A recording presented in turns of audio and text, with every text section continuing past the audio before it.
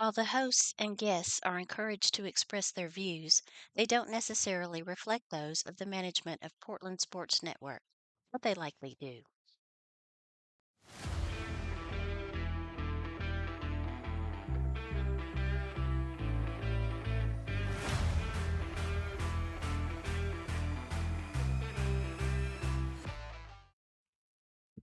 All right, welcome Panther fans to another episode of Off the Rails Sports Saturday. We're on episode 13. Today we have the Portland East Middle School robotics team with us today. So they're going to stay with us for about an hour, and then after that, Kyle and I will be going over the past week, 2 weeks actually, with basketball season ending this past Wednesday with the boys high school team falling in the quarterfinals of the state tournament, and then we have flag football, baseball, softball, boys soccer, and track and field, and all the spring sports are cranking up. They cranked up the 1st of March, and we'll give you a recap of all that. But today, like I said, we have the Portland East robotics team here. I'm your host, Coach Almendares. Kyle Eden is here with us today. Coach Thayer has middle school baseball a game over in, I think he said, Scottsville, Kentucky. So that's where they're heading out this morning. So good luck to him and the baseball team there. But guys, welcome. Thank you for coming on the show, Coach Sadler. We got Dale Sadler here, coach of the Portland East robotics team. And so just kind of started off. I introduced you. Y'all introduce yourself, your name, what grade you're in, and then kind of what you do. Are you a builder? Are you a coder? Are you a driver? And all that. So we'll start with you and just go this way. I'm Abby, and I'm in 7th grade, and I'm the builder of the team. I'm Tristan Murphy. I'm the primary driver. My name's Isabel Cundiff. I'm in 7th grade, and I program the robot. My name's Isaac, and I'm a driver and builder. All right. Well, welcome, guys. I appreciate y'all coming. Like I said, and giving up your Saturday morning to come here. So, Coach, let's ask you a couple questions first. Is how long have you been coaching the robotics team, and how did that come about? Well, I've been coaching now for about 8 years, and the way it started was from White House High, actually. Peter Buchanan, he had a team there, and my son got involved. And my son's a junior in college now, and I got involved as a parent, Right. I've been at Portland East Middle School as the school counselor now for 21 years, but, got tracked over there with my son and got introduced to robotics, and I said, man, we need this in Portland. And a couple of grants later and some good sponsors, and here we are. How many team members do you have? Is there a specific amount you have, or you just like everybody comes out and you have like 20 kids on the team and you only take so many to competition, or do you limit the team on how many people you have on the team? Right, there are limits involved. We have about 21 team members. The blanket is Portland East Robotics, and under that we have 6 different teams. Okay. This is Team 99136X, also called Team Viper. They all have fun names, and each team has anywhere from 3 to 5, maybe even 6. We don't have that many, but some schools will have 6 on an individual team. And the way we work is we will get recommendations from the 5th grade teachers as they're coming up. I've actually sent that email out this week asking for those recommendations because, it's an exciting activity. A lot of students are interested in it, but it does take a special type of student to do that. So kind of going along with that right there, in your opinion, what is, I don't know how to say this, the most successful path from the time you come onto the team to the time you leave the team and go to the high school? What do you think is the most successful path for them that they kind of follow and everything? Well, as you heard, each of them have different roles on the team, and a successful robotics team member will just grow through the process. Probably the biggest growth that I see among the students, regardless of their job, is the problem solving that they learn from it. We're so dependent on technology. There's very little that even adults have to do, to figure something out. What do we do? We punch it into Google, just punch it into Google. We don't have to figure anything out. But when they are in the lab, Mr. Sadler, this is broken. I just holler across the lab, fix it. and a few minutes later they have, that's probably the most satisfying moment. Guys, let me ask you this: in your opinion, what? Thank you. In your opinion, what is the most difficult thing to do on the team? Probably work together to Work make together. sure Yeah, we're everything Get like, along. goes where it's supposed to. Yeah, get along. Make sure everything goes how it's supposed to, and Right. actually not like argue and Yeah. this because when we disagree, everyone has their own opinion. So Who usually Yeah. wins out? probably me. Isabel. Probably me. Really? Isabel. She's the coder, so that's actually very insightful. The other team members build. Abby was primary, but the other two fellas, they're great drivers. They build some as well. But if it doesn't code, it's not going to work. We have these outlandish ideas sometimes, and we just shake our heads that can't be coded or it goes outside the perimeters. So, Yeah. there is kind of the know. ending with Isabel. So let's explain that. So you're a coder. Tell us what that is. I don't know what that means. So someone that's in- basically, when you have a controller and you want to like drive your robot, someone has to go in and program like the robot, the controller. Say if I press this, someone has to tell it to like close. so you're doing the logic. Yeah, everything. and Go ahead. then there's another process called autonomous where I program the robot to move all within a span of 1 minute to get as many stacks as possible. Understood. Understood. Yeah. So there's two coding elements to You're the brain, pretty much, Pretty of much. the Oh, robot. wow. And that's what people don't understand. It's just like you have to tell me, like I said, I told you before, working where I worked at and dealing with maintenance and working with the robots, you have to tell the robot every single thing that it does. Yeah. And that's what you're doing basically. Even though it could be some repetitive steps in there, and you can copy this and put it down here because you just wanted to go do this, but everything that it does. When we demonstrate here in a little bit, it moves up and down, sideways, picks it up, rotates this. You have to tell that how to do all that, and you have limits on that. And that's why Coach was saying if you go outside your limits, there's certain things that you can't do. So for anyone at this age to be able to understand that and to do that, I can tell you in the future, if you follow this in the future, that has a nice paying job waiting for you in adult life. Because it's amazing what everybody's going to autonomous robots now, from painting cars to putting things together. I mean, we use it out there. We're to weld. We got spot welds and MIG welds, and we have to tell it where to go and how to do it and how to get into a tight spot and everything. And so let me ask you this: have you, talking to you, Isabel, have you ever programmed something? And I know you've done it in practice, and you get into a competition and it just does not do what it's supposed to do. Yes. So most what? of the time, right? Especially this year, it's been really difficult because, I mean, there's each pin and it's always in a precise place. And if it slips up once or it doesn't go the exact direction, then it'll automatically like just mess up the whole thing because everything's in an exact place So always. let me ask you this. So I know from watching the videos that your coach sent me and everything, kind of watched it this morning and some the other day. You work on a 6 foot by 8 foot field, basically. And the Yes. pins are all in the same spot, right? So you've got that 6 foot by 8 foot field at your practice. And so when you program this or you code this robot and it goes over, it knows that I'm going to go a distance from here to there to pick this up. So if that pin is moved on that board, and can that happen? Or is it stuck to a spot? It's not Or- fixed there, okay. but humans are placing it. Yes. So it might be a quarter Because inch. don't you to have the one on the right. team that is what is it called? Loader. A loader, Yeah. where you can put. There's a So loader. are they putting that on the pins on the board there? That's part of this Yeah. year's game. Okay. The pins are set up the same way each time. Okay. But they can vary by an inch even as Right. to where they're placed because humans are doing it. But then there's the active during the match that a loader is actually placing them on the field. So if he gets off by a couple millimeters, and I'm sure that's what you're dealing with is millimeters and everything. 'Cause Yeah. that's what we deal with the robots out there. You're dealing Mhm. with millimeters, and you have to understand how fast you're going to go in and pick this up, or how slow you're going to pick it up.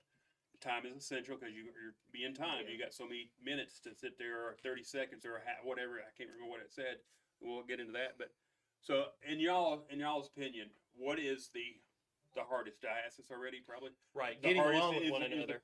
get along. Okay. Yeah, and Uh, because they all so- have different opinions, and you've got to come up with their great opinions. They all have great ones, and they've like Abby, worked with the robot for months, a different robot, and very frustrating, and it never worked out the way we hoped. So we had to shift gears mid-season, and do what you see here, and it was a good robot.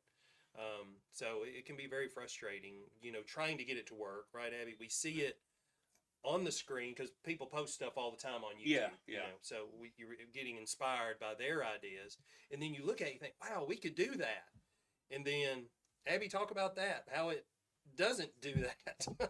Remember all that frustration? Yeah, so we started trying to do like a revolver bot, which is really hard. It's just based off of chance that the pin lands where you want it to. It's really not that good of a thing to do, especially if you don't have it exactly where it needs to go all the time. So we just had to quit it. It was I take the coach responsibility on that. I should have seen the variables that we did not have control over. Because I looked at the mechanisms. Abby looked at, yeah, we can build this. All it was an intake that brought the pins up Mm-hmm. and then rotated them to the spot. I mean, you could handle 4 stacks at a time. Yeah. No other robot was doing that. Handling 4 was big, and still would be if you could get it to work. But what we couldn't just get right was the jump out of the intake into the loader. Okay. That variable we had very little control over, and didn't see that till weeks You had later. until you actually sat there and did. We had to experience it and realize, sometimes winners know when to quit. So we're going to quit this, and we're going to go on to one that we know will work. So let me ask y'all, how did y'all get into the robotics, and why did y'all get into robotics? And we'll start with you, Abby, and then we'll go this way. So I started in 4th grade not with Vex, but with a different program, and I just went on into middle school. I love it. So did you know they had a robotics team in middle school as you got in, or was it something you heard about? I did. My grandma, she works here, and she just always told me about it, and that I had a spot if I wanted it. So what? I'm sorry, Kyle. You go. Oh, what made you kind of get into the robotics? What was the thing as a 4th grader to sit there and go, "Hey, this is kind of cool. Let me get into this." I always love like just building things and Yeah. taking them apart and coding it. It's just like so amazing to me that you can build something and make it do what you want. They're a really balanced team. She does a lot of the building, most of the building, and Isabel does the coding. The 2 boys, and they'll talk about what they do. They're the drivers, and the girls wouldn't want to do that. They'll tell you that, but the boys, they're ready to drive it, and they have good ideas for it as well. What got you into the robotics, and how long have you been into robotics and stuff? So it was back in 5th grade whenever my dad one time asked me if I wanted to try robotics. And I said, yeah, I'll try it. And we get to our first practice, and I got to pick my team. So I picked my friend Isaac as my second driver, Yeah. and my friend Christopher as my loader. Okay. And so And it's just continued on into 6th grade. your first practice going, did you kind of already know what it consisted of, or was it just brand new? You walked in and you was like, "Oh, we got to do this and this and this." Okay, that's cool. It was like brand new to me. Okay. So it didn't scare you away or anything like that. It just okay. I was fascinated by everything. So it looks like right here, and we'll get a closer picture later on and everything. It almost looks like Legos to a point. Yes, it's actually the company Vex, which is the world's largest robotics competition, actually spun off of Lego, Okay. if I'm understanding their genesis correctly. But it's a totally unique build system. And I see you got pneumatics with it and everything. So That came out just about 2 years ago. with the pneumatics, Mhm. how did you do it without pneumatics then? Well, the games, Vex has only been around for about 10 years. Okay. The games were somewhat simple. Okay. All you had to do was move something or lift it. But Okay. the games are becoming increasingly more difficult.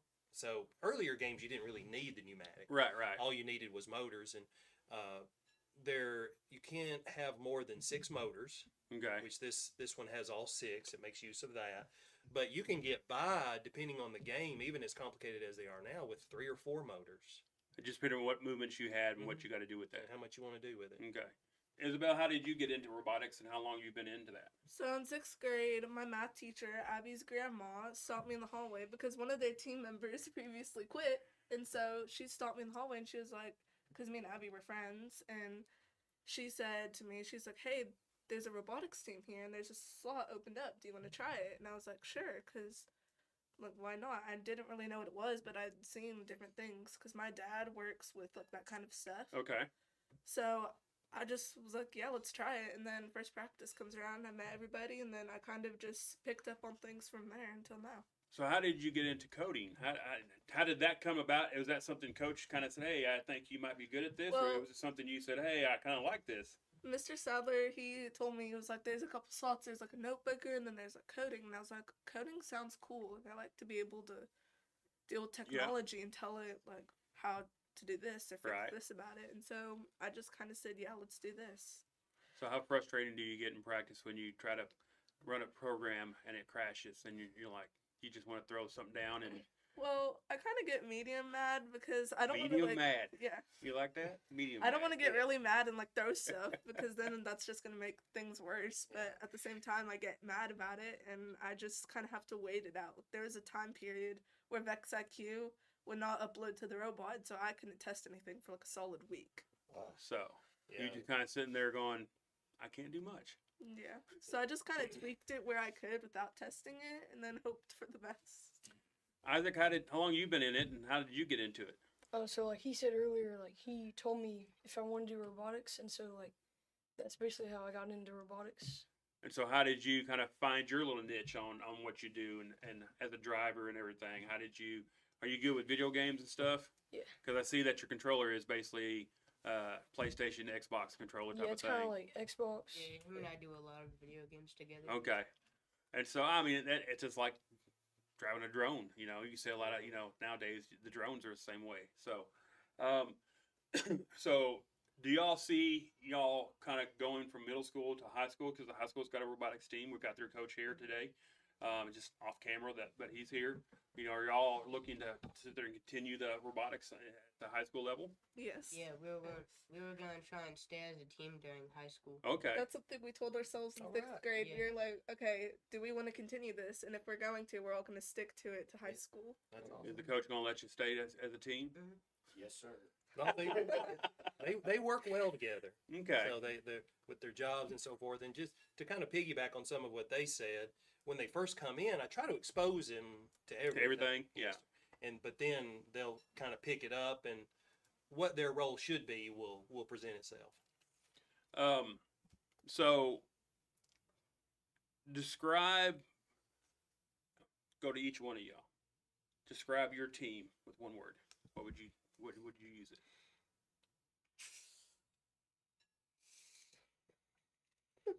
That's a tough. We can't give you all easy I questions. think I know what I'm Pretty going to say. much fighting between two words. Yeah, like creative. Okay. Unique. Okay. Well, I'll give you two. Don't worry about it. Unique. What you go to two of them? Okay. I would do amazing and complex. Okay. That's what I was going to say. I was going to say complex and then chaotic sometimes. Okay. In a good way. In a good way, yeah. You stole my words. I was gonna say like chaotic and incredible, but like I like Yeah. that. This team, just to reflect on some of their accomplishments this season, they actually earned a spot at the state competition, which we host. We're co-host with Ellis Middle, Okay. and we have a competition here as well in November. And it was there they won the Excellence Award, which Mhm. is a judged award. And they go through interviews and present their notebook. Isabel mentioned that a moment ago. And so it's more than just what you see here. Right. It goes to communication and. So how you the do that. notebook, is that like all your notes on how you build things, how you program things? You have to put it all on paper. Is that a requirement, or is that just? You Well, I could- know you're going to do it so that you know what you've done in the past and everything, but You could do a season and only like try to win on the table. I got you. You know, when you're on the field Right, with another right. team. But to increase your chances and to really reap all the benefits of robotics, you need to do the notebook and log what you've done. That's what engineers do. You know, Right. hey, here's the changes we made, and here's the result, and we need to fix this or do more of that. And so they keep a notebook. It ended up being almost 50 pages I think Yeah. by Oh the yeah, time we were I done. can see that Yeah. because dealing with programming the robots there at work and everything, you have to kind of. We've got a programmer that can fly through it and everything, but Mhm. there's times where I watch people. You got to write down what you're doing. So Yeah. if you have to go back and go, oh yeah, this is where it was at. Um, so in y'all's opinion, what's the hardest part about being on the robotics team? And y'all Working just together. working together. Yeah. Like being able to be on the same page all the time. It's really difficult. So not trying to disagree, like not disagreeing with each other, because if we all disagree, then it just turns out bad. So we all kind of have to bounce each other's ideas and form them together. I was gonna say, well, how do y'all solve that? Because you're not always gonna sit there and agree at the same time. I can tell you, me and Kyle will do stuff and we don't agree all the time, and so we just sit and pout and don't talk to each We other. all kind of just take bits and pieces of all of our ideas, and like put them together, and then make it happen. I offer some guidance on a Yeah. lot of that. Ultimately, it is up to them. I try to help them see the pros and cons of all their ideas, and usually that helps them come to a final decision. That's a good point, because something like this could be a one man thing. It One can be. person can, in his own mind or her mind, figure all this out. And so now you're trying to divide it up into different players, Mhm. and I could see how that could be a dynamic Yeah. that will actually help you grow. I would say, as a student or Indeed, as because a kid. well, I've got this great idea, and why aren't you Right. listening? And Right. well, the other person, it's really the final say. Like we said with Isabel, the final say is it's her coding. Uh-huh. And Because the she can't boys- program it, it does no good to Right. sit there and try to. and Yeah, the boys have to be able to drive it. yeah. Wow. So it's got to be built well. Yeah. So they all come into play on that. Also, I went to a high school robotics tournament one time, and this one girl, she was like a one-man team the entire time. Really? She ended up winning, but what I thought to myself, it's probably harder to be a one-man team because you have to do everything: the notebook, the coding, the driving, and everything. Whenever you have a It's team, gotta you be. can just We're- do one thing. We're required to have at least two. You need three. Yeah. For this year and future games. I like to have 4 on the team, but once you get to the high school, it can be a one-man show. Wow. Now the robots are even bigger and more complicated. I mean, Okay. if a student's by themselves, they're probably working on it every single day. They're probably a lot of times they're homeschool students or Right. what have you, or they don't have a job or something along those lines. Do you all have a one man team at the high school, or We will next season. You'll- It'll be our first season with a one-woman team, actually. okay? Ollie Souza, she's one So, of my Ollie students. Souza, she's one of. Yeah, she started with yeah, us. students. Took her to Worlds, or she earned her and her teammate went to Worlds a few years ago. So Wow. she's a tenacious little engineer. And she at that same competition that Tristan was talking about there. Yeah. We came out of that competition and we realized that that's where she needed to be. Was a one man team? Was a one-woman team. Yeah. And so we're giving her the opportunity next season because we've had some opportunity come our way as a Yeah. team. For us to be able to open that door for her. What in y'all's opinion, what's the most fun about the robotics team? The competition's just like bonding with each other and being able to hang out all day, and it's really fun. Do y'all talk to the other team and go, man, that's great how you did? How did do y'all like give away? I don't know if you got secrets. There's things that you don't tell people, but there's things that you go, oh, we did this really easy. This is all you got to do, Or do you sit there and talk to other teams like that, or do you sit there and y'all talk trash? Y'all trash talkers. No, me and Isaac, whenever another team comes up to strategize before a match, we just sit there and talk mainly about the match and how our robots work. So That way we can be more efficient on the field. do y'all get to scout the other team? Yeah. Let's talk about that for a Okay. moment, how the competitions work. You can do leagues, but we typically do Saturday events. Yeah. And they're all in Sumner County. We have about 5 regular season events plus the state competition that's in Sumner County. 2 here in Portland. West, Miss Covington does a good job with her team, and other schools in the county. But when you go to a competition, there's going to be around 30 teams. And each team will have 6 to 8 rounds or matches that they do. And the computer system, the VEX Tournament Manager, randomizes who they're with. So everybody checks in, gets inspected. Team X. All right, here's your alliance. You're in 6 or 8 matches. All right, so we're match 10, 35, 72, you know, and so Yeah, forth. yeah. And you go find those teams. Okay. Hey, we're match whatever. What does your robot do? Here's what our robot does. And like Tristan said, we strategize with them. Because whether they're from Brentwood, which they come up to our events, or Westmoreland, whoever the team is, for that 1 minute match, we are best friends. Because we're working together. Right. That's a very defining factor of Vex IQ robotics. We're working together to share the points. So Okay. even though you're from a different school, here's a motor. You know, here's I a got you. part you need because you're my teammate Mm. for that minute. That's a good point. So you're Um, making changes Oh yeah, at the all last that minute, constantly. possibly. You go in thinking, okay, this is what I got. Yeah. But you can actually make changes while you're there. Right, you're constantly If you see refining. something, want to tweak something. Yeah, you at an event you wouldn't say rebuild the claw, but like this one has 2 claws. Yeah.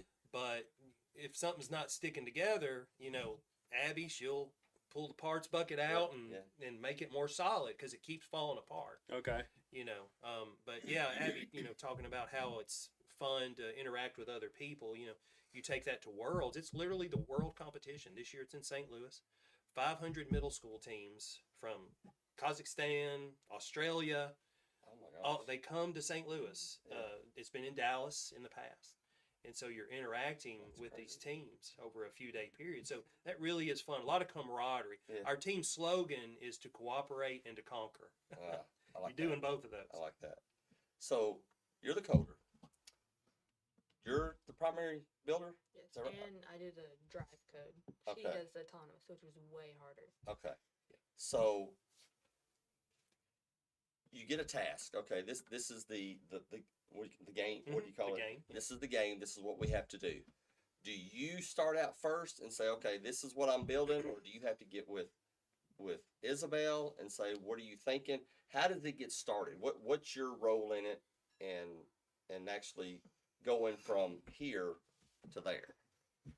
So basically, we look at the starter robot, and if we don't think it's going to be efficient enough for that game that year, then we start We start brainstorming. yeah. We Yeah. just So start is the starter robot something that's given to you already completed, or is that kind of your You have to build Blank it, but you template. have instructions to build it, like to okay? build the starter robot, Okay, and so then they tell you this you- is how you're starting, and then you can go from there. you can add on to whatever. and you can go with a completely different design if you want to. It's just like they give you a base bot, which sometimes they're not as good, Right. still. So he said you had a parts bucket, so you just got a large tote. It Yeah. just has a Yeah. little bit of everything. We've got a Yeah, just rolling toolbox. It's about this tall. And wow. bucket, Mhm. a big bin of all the different beams and so forth. I guess you have to have replacement parts too, just in Yeah, case they something break. happens Or the other team. quickly. That's why we bring parts to competitions, and so that way, like if something happens, because I've seen, especially at the state competition, I saw someone that completely dropped their robot, shattered, man. Yeah, that happens. and They'll run they off the need table. parts. No Like way. if something Mhm. breaks on your robot and you don't have anything to fix it, then you're just done. So they give you time though to. And If you That's needed right. it, Something like that yeah, you happens. could go tell the tournament manager table, hey, can we We just play dr- our match? You Yeah. know, essentially a wow. timeout if you needed it. So you've And got like- to go ahead. real quick though, and that's probably the downside to the IQ bots is like at high school you're using the metal, so maybe a piece will bend when you drop it, but for these they just completely shatter on the floor. Different They're material. like Legos. Yeah, One they- year- they will If shatter. you fifth build a grade- big tall, One year in Sure. fifth grade, me and him saw like there's Oh, like somebody was carrying a robot and We like saw at state this little like there's team. like there's like a I don't know what it's called, but like you can walk across. It's like a balcony or something up there in the gym, and somebody dropped in all the pieces. Are just like just falling Falling, down. raining down parts. Yeah, it looked like a waterfall. Of, have someone looking Yeah, up They, and be that like, was at the state competition last year. They got or was that 2 years ago? 2 years. Yeah, two years ago? 2 years to now. Yeah, they won the sportsmanship award because they Oh. went and helped that team Oh, really? rebuild their robot. You know, Mhm. so that was a good I can moment. see that being kind of fun too, because you're under a little bit of pressure. Yeah. And you're just jumping in and But you want everybody to win. You Gotcha. know, that's where it's different. You want other teams to win, and you're kind of disappointed if you don't, but Right. there's still a good outcome in what you're learning. Because to me, in the field of academic competitions, I don't know that it gets any better than this, Wow. because you're figuring so much out. You're learning communication and cooperation and just all those Yeah. soft skills that we talk Makes about. sense. Abby, what kind of tools do you use for this right here? Do you have like normal tools that people would think when you say tools? People think school screwdrivers and wrenches, and so what kind of tools do you actually So we deal have with? this blue plier-like thing that can pry pieces off and pull pieces off. That's pretty much it. It's just my fingers. They have calluses on my fingers. Oh, wow. 'cause- Wow. Yeah, because some things get stuck pretty good. Now we can And then- cut metal axles, and I use the Dremel for that. Okay. I put a face mask on. I don't let them cut those, but the pneumatic tubing you see, scissors, Yeah. Other than that, though, you can't modify anything. You can't cut the beams. You can't cut Oh. the string. No. Okay. So It's honestly sometimes just satisfying I just turn around and sit there and watch him start cutting some of the metal. yeah, they love it when I use Go the Dremel. everywhere. Yeah. Yeah. It has that burnt metal smell. Oh, yeah, I would yeah. too. Yeah. Sometimes it's annoying though because you're looking for this specific piece. And, like it's probably towards the end of the season when you're making modifications and like teams have used because we have multiple like teams. Mm-hmm. So now And you Portland use East. spare parts that you've done. Cut Yeah, and or they've something got and- this certain part, and you need that certain part, and now there's no more of it, so you've got to go hunting everywhere for that. We part. have a sorting table, just where we throw the parts. I can only And imagine. we'll Abby sort shaking her that. head. Half the time when we get I punish them when they're acting up. I make them sort. Sometimes when me and Isaac just get bored because we don't have anything to do, we just start sorting. Or they'll try and go play around, and then he's Okay, like, I'm "Go not sort doing that. parts. You're not doing anything Yeah. Yeah. useful, anyways." So does Vex supply like? How am I trying to? Yeah, it's their Vex product. supplies all the parts, Right. It's their product. and so you have to use those specific You have parts. to use Vex for Vex everything, parts. And okay. it's a fantastic company there. We can't 3D print parts. We can't 3D print parts, not at I this was level. thinking about that. Yeah. Yeah. Now at the college level, you can start 3D printing some parts. I know, but Vex, they have toys at Hobby Lobby and robot Oh, systems okay. that you can use Okay. starting in like second grade. Okay. They have different variant or different types of systems for whatever age group, and they're trying to get their drone racing off the ground. It's called Vex Air. Oh, that's great. Okay. Yeah. Real quick before we take a break here. So, like, since you're the primary builder, Abby, do you sit there and get to look at a catalog and go, "Hey, we could use about 5 of these, and about 3 of these, and 2 of these"? Do all the builders get to do that and go to coach? Go, "Hey, here's my wish list." No, You know, he Well- goes, "Yeah, we ain't got money for that." So, I you- would. is that what you do? We usually have most all the parts because we've been doing it for how many years? 8 years now. Yeah, so we have a lot of parts. Yeah. And We, if you can get kits, like you said, Mhm. you can keep those parts. oh yeah. Like when you're done with whatever that little project was for that Mhm. kit, you can throw those parts in your bin and Yeah. use them for. We just So, like, sort They're everything. all. So when this robot's done, you're done with this robot. You're gonna build a new one. You can take all this apart and Yeah. just We put can it take in. all of it Tear it apart and down. reuse the parts. Right. Yeah. Pretty much at the end of every season, we tear it down and then build it back up next How hard season. is that to do to tear something down that you Mhm. worked It's hard so work. hard I And to? then build To it be back honest- up the Back next up. season. Oh man. Just for a different game. To be I mean, you honest, sit there and you take it from competition to competition, and it's winning you competitions, and it gets you to state, and maybe gets you to world or something like that. And at the end of the year, you're sitting there going, "Can't we just like be like NASCAR and just put it into the Hall of almost Fame your and set it favorite on one. there, Yeah. you know, I- and be I'll done with it, and tell- it don't be used again. You can't use nothing on it." If they Sure. win worlds, That's what I was we're gonna gonna make a shrine for it in the lobby Yeah. here at Portland East. Definitely. Oh And- yeah. and it'll stay together. That's great. I like that. But we're going to take a short break here, and we'll come back and we'll continue talking with the Portland East Middle School robotics team and everything. I'm loving it. Do y'all actually have to leave at 10? At 10, I do. Okay. Yes, sir. Me too. Y'all got to go? Because I don't know if we We'll can be get quick. all this in. We'll be I quick. got you. We're going to take a short break here. When we come back, we'll have some more talk here.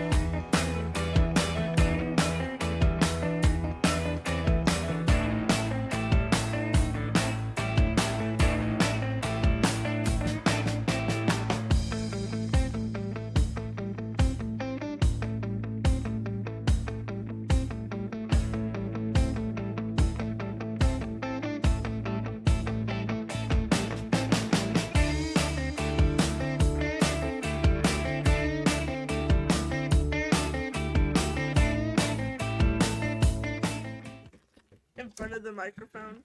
Welcome back, guys. Again, this is Coach Almendares along with Kyle Eden here with Sports Saturday. We have the Portland East Middle School robotics team. We get about 15 minutes. I got about 50 questions, and we'll see if we can fly through these and everything. But during break, watching y'all interact, and then listening to the coach talk to Kyle about the robot here. I'm over here talking to the high school coach. We got him booked now for the 18th, so we got more Okay. robotics coming. Okay. So I told him, I said, we're clear from the 18th on, so start booking your dates. We'll start bringing people on here. So let me find where I was at on my questions. So describe to me, guys, how does a typical practice go for y'all? When y'all have a practice, do y'all practice every day, or do y'all practice like a couple times a week? We Or practice from pretty much just once a week on Thursdays. okay, so I- when But I have a field that our 7th and 8th grade teams have and so I'll send a field home, and so they can take the robot home and practice more. okay, so how does the typical practice go for y'all? Like me and him practice at my So, house because I have a yeah. field. Okay, Him and I take weekends off and practice at his house, and then when we go on Thursdays, we pretty much let them do their thing, and then either sort or do something. So They get for to me and sort. Abby, our regular practice will go. So whatever we need to work on, or whatever we were currently working on the last practice, we'll kind of continue up on, and we'll collaborate and like determine how long do you need the robot, how long can I use the robot, and like kind of go between. That's where it gets frustrating. Yeah. Isabel has to sit patiently while it's being built, and I'm gonna just like then Abby wants to then improve You've got something. something And you then need. they wanna sometimes drive. while we're Yeah. driving during normal practices, she'll sit there just kind of like on her phone listening to music, and then So- there's when a lot of driving. So what does that mean? You're drivers. Mhm. What does that mean? What So- do you do? So we have Is it exactly how it sounds? Yeah, we have to manually use this, and we have to tell them to code the controller how we want it. Like if we want certain buttons to open and close the claw. Yep. And then we have to memorize those buttons so we don't accidentally click the wrong thing Okay. mid match. You want it to in a minute. I mean, it's And the it's- shortest minute in life. I It's think. Yeah. extremely stressful to Yeah. me. So let me ask you this: with y'all being together as a team, and then with the high school coach here saying that they're going to allow you to be the team, you pretty much know how you want the drivers, how they want what goes with what buttons and everything. Correct? yeah. You get used to that because I can tell you, messing with the robots at work, you get used to doing. We deal with the XYZ planes and this stuff. So X, you go a certain way, plus or minus. Go forward or backwards type of thing, sideways, left or right, type, up, down. But once you get used to certain buttons and using certain interfaces that we use, because you can go world, you can go yourself or first person looking. It depends on how you want to look at that, where you stand with that robot. It's the same way with y'all. I can understand, hey, this button here always opens up my clamps. This one here always raises it. Yeah. And if Isabel then codes it differently, and you think you're opening up the clamp and it raises it, and you crash it into something and everything, do y'all sit there and look at her and go like, what are you doing? Well, Yes. I was trying to go with them Yes. before I ever like program any buttons. I'm like, okay, are you sure you want this? Like, will this work for you if I do it this way? And they're Because like, what's your "Yes." driving remember- style? I can't remember one Look, time. manual. Are they tank drive? I think so, right? Yeah. Yes, No, Wait, we're, not no, tank arcade, drive? we're like It's not arcade drive, Arcade? I got like you. single stick. So you can drive, just speaking of the robot, you can drive with the chassis in any number of ways. The Okay. joystick, it's like a PlayStation. And you can do tank drive, like your zero turn mower. Okay.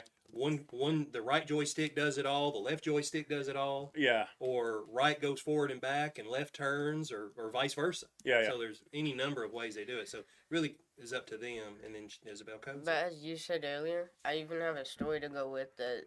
Like, I forgot how long ago it was. I think it was last year. We were trying to drive the robot, and then Abby takes it so she could fix something, and she gives it back to us, and we start driving, and everything's inverted. Yeah, I accidentally Yeah, swapped the I drive can understand codes. that. Yeah. So it just like I said, it's one of those where you're thinking that you're gonna. I've watched guys who've been in maintenance and deal with robots for 15, 20 years, and I watch it come up and it's got a clamp and it's holding this part and it's up in the air, and they're thinking they're getting ready to take it over here and bring it down. And all of a sudden, the clamp opens up and the part falls. And they'll have so many codes, like they use their iPads. And so Abby or Isabel, they'll have different copies of the code, and they might put the wrong one on there, and that's what inverts it. Or, you think you changed it, but you didn't. And so it's just frustrating. You just have to pick at it all the time. Yeah. So we've answered some of those questions. I'm trying to get through because we only got a couple minutes here. Are Go we ahead. gonna do like a demonstration where it's moving and stuff? We can do that. And like I said, the camera's down. I'm just- So Yeah, get it Well, running. okay, well, we can wait till after the. Go ahead. Wait, is the camera on? no, No, it it's not. camera's off. Oh, well, let's You go. can So- record a video maybe. Yeah, do that. On that. You're going to hear that's the pneumatic pump that you're hearing. And so, yeah, that's arcade. Don't run it off the table, please. And so you'll notice on the tires there, those are Omni wheels, Okay. and they seem to work the best because they slide a lot. And if you want to go left and right with strafing, you can do that. And also, it keeps your turning radius in the middle. We have solid rubber tires Mm-hmm. that you could put on the back, but then your turning radius moves to the back. And so that's one of the early things we go over is how do you want to drive it, And so, So It's just too heavy. oh no, that'll get it. You think? Well, I don't know how it do it. Pick this up. Okay.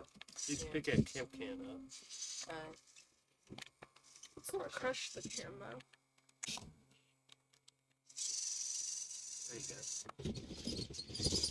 Yeah. So, and the pins are about that size Oh, really? Okay. in this year's game. they're that big? Mhm. Because I was watching the video and I was like, wow, Yeah. The diameter's a little bigger, but about that size Okay. in weight.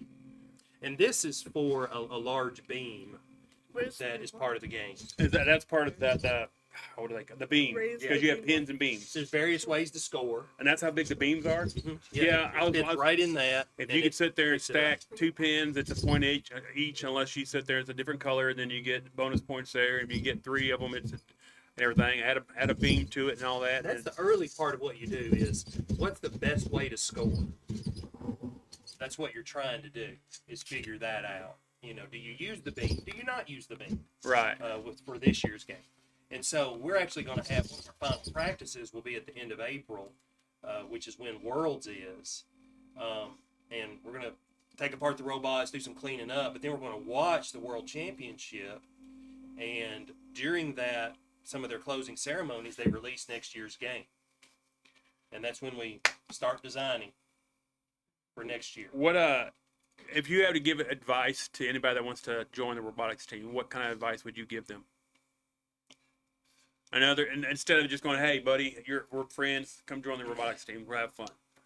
If coach said, hey, I need you to sit at this table, and as these new sixth graders come in, we need to recruit some new players. I would say don't overthink it because as one speaking who overthinks way too much, like if you overthink a lot of things, and that just adds so much more problems, makes it a lot more complicated.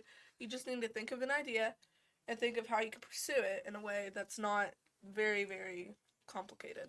I know exactly what she's talking about because you can make some really complicated robots. Oh yeah. But if they don't work, they're not any good. Tristan? I would personally say you'll probably face frustration and some stress Don't get while too doing robotics, Oh, yeah. That's part of but my it's recommendation. definitely worth it. Yeah. It's Part of my definitely worth it. recommendation request is that the student has to be able to endure difficult projects. Because And learn how to work through them. yeah, you got to be comfortable with those circumstances. What's the most exciting thing that's happened to y'all during a competition? Something that you wasn't expecting, all of a sudden something happened, and you're I like, know what it We is. were- Abby. we- So Yeah. it was at state last year. My autonomous. Me and Abby were sitting there. We were dead eye watching this thing, and it scored 56 points, and Abby jumped like 2 feet I in remember the that. air. Their robot autonomous It was last year was crazy. excellent. we were shooting balls into a goal, a little smaller than a volleyball, and the robot would strafe, and they use Oh, two distant yes, sensors. rapid Two distant relays. sensors to And tell where it so was on the field. They would The- get the ball into the robot, and then it would go forward and would strafe left or right, and then when it got to where it was going, then it would shoot. It would Oh, fix oh, itself yeah. wherever it was. So look, if it was a little too much this way, it'd say, okay, you're too much this way, come this way. Or if it's too much this way, go Yeah. this way. It would basically Line it have up. a minimum and maximum on each side, and then we would have like two touch sensors that like told it like if it was on the right side, it'd have a different code, and if it was on the left side, it'd have a separate code. So, So- Tristan, what, for you and Isaac, what was something something happened that you was really proud of or happy of? Ours was probably this year when we were in a match and we figured out we were going against like the #1 team, and then they end up making like 2 cactuses, which by themselves are like 56 points, Yeah. and at the end we got like 150 points from them. So that was a high score Mhm. event. Yeah, that's a huge score. When you look down the roster of your alliances, you hope to get a really good robot, and Yeah. it's just the luck of the draw. They had a high scoring robot that aligned with them. They got like 100 and we got the other 50 points. So looking down the road, okay, you're done with high school, you're done, you go into college. Are you looking at a career in robotics and engineering? Is that what you're all looking for down the road as of right now? Is that what you're thinking that you're going to go into and stuff like that? Yes, Yeah, for really. sure. Look, I'm exploring my options. They have other I'm- talents, but I have, they focus on this quite a bit. yeah. So Like, I'm not. what do you do other side besides robotics? You play other sports? I play soccer Okay. and I like to planes. I like planes. Okay. I don't do much besides robotics, if I'm being honest. Okay. I'll play football and then robotics. Okay. You playing this year for middle school? Yeah. Okay. I do, We'll see you on Tuesdays. basketball and flag football. And, Okay. Yeah, just robotics.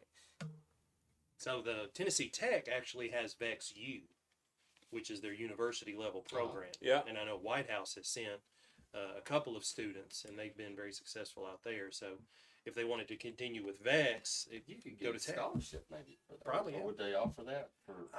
Did Mr. Brandon saying yes, Okay. the high school coach? I was gonna say we just had a kid a couple years ago get a scholarship to go play PlayStation because we had him on the show and everything. I coached him in I've seen- football, but I've seen like esports scholarships a lot. yeah. That's basically Yeah. along the same family. Like just for playing video games, Oh, you yeah. can go to college. And But Tech, great. I'll have to give a shout out to Tech. Tech's a good college. That's where I went to, so I'll give them a shout out there. So the when you go to Worlds, and you'll see this there, but Vex, the company, their sponsors are Google, NASA, Amazon, largest companies in the world. So they're sponsoring this because they know this is where their employees are coming from. So they could work for any of those companies. So here's what we'll do, guys. Your coach sent me a couple links from last year's state competition, another video for this year's competition to explain kind of the pins and the beams and stuff like that. I watched that one this morning, and I watched a little bit of the other one. But all 3 links I'll put on our Facebook page. So if anybody wants to see how this stuff works, they go to that link and watch it on YouTube there. Kyle just did a video just now of how the robot worked here just now. We're running out of time. I want to get into a couple questions that we normally ask our athletes, and y'all are all athletes, so just kind of silly questions. But favorite subject in school? Start with you, Tristan. Easily social studies. And why is that? The teacher is really nice to me, Who's your teacher? Miss Stein. What are y'all learning right now? At this current moment, we're getting a.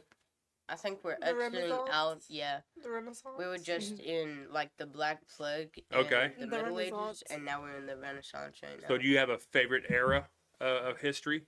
World War II. Okay, I'm good with that. I'm with you. I'm math. I love You're a math? My dad and then my grandpa, they're both really good at math, and math is just a strong suit for me. Okay, I just understand it better than a lot of other I can subjects. understand that with the coding. Isaac? I like science Okay. because like like sometimes it kind of reminds me of robotics, like some of the things that we do. But right now we're learning about cells. Okay. And my teacher's kind of nice to me. His name is Mr. Mabry. Yeah. Isabel, in math, what are y'all learning right now in math? I'm sorry. We're learning about like circumference and angles. Areas or Yeah. something. Geography stuff. Areas. Who's your math teacher? We have two different math teachers. Mine is Miss Lambert. Okay. I have Miss Briggs. Okay. Mine's Abby? math for sure. Like I just have a math wired brain. I have Me a too. book that's like I'm learning high school algebra. Okay. I have a book that I just get some practice problems every night, and Just for fun, right? mm-hmm. Makes sense. Coach, we'll go with you. What was your favorite subject in school? Well, I grew up in Carthage. Went to Smith County High School, class of '95. You're laughing. What's that?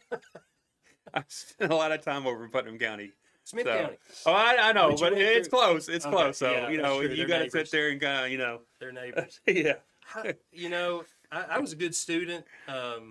Looking back, though, man, maybe lunch was my favorite subject to socialize and That's not even a subject. and that's just a talk, class. but because I had to work on math. I mean, they're talking about how much they love it. I had to work Yeah. at it, I was just glad to get out.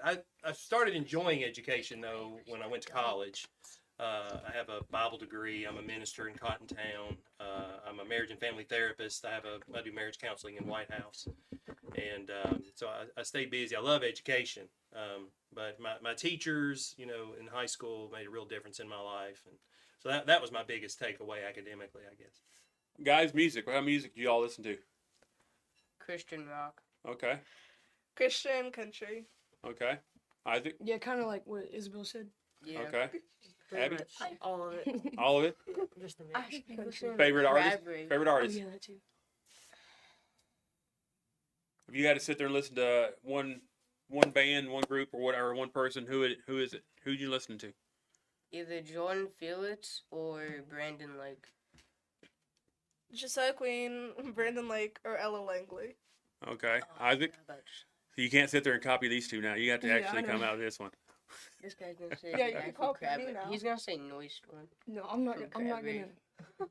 Yeah, like there's Crab just like one type of artist, like he makes a game and like there's this song called Crab Ravens, like it's just so like Mm-hmm. it's just like there's no it makes there's you no just actual jam. there's It's no actual yeah. audio. It's just Music? It's just audio. like it's Okay. crab Just dancing. music. Like I just love that song. There's so no much. actual Abby? song. Noah Khan and Mary Morris. Coach, how about you? I like Noah Khan. I'm with Abby on that. I like all kinds of music. I went to a Benson Boone concert with my daughter late last year. I like him.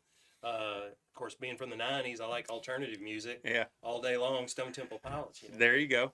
That's the- Food. Let's talk food. What's your favorite food, Tristan? Steak. Steak. What's your favorite restaurant? Any restaurant that Moe's. serves steak. Have you ever gone to a Moe's? Where? The Mexican Moe's. No, it's like a burrito place. Okay. I've never been. Moe's, Isabel? like MOE, apostrophe S, Moe's. Yeah, Okay. like MOE. Yeah. M-O-E.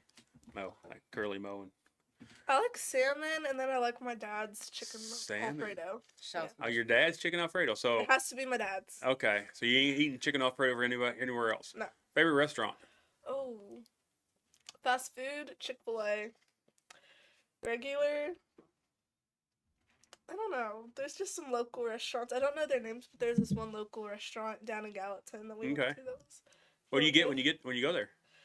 I got like a salmon and like So you're- macaroni and it was Okay. some other veggie. I don't remember what it was, but it was Isaac, really how about good.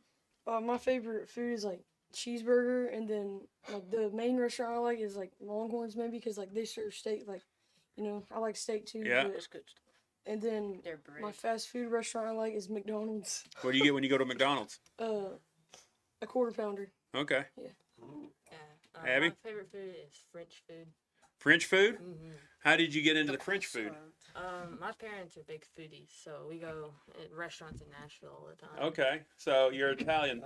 You like French. I'm sorry, not Italian. French. So where do you go?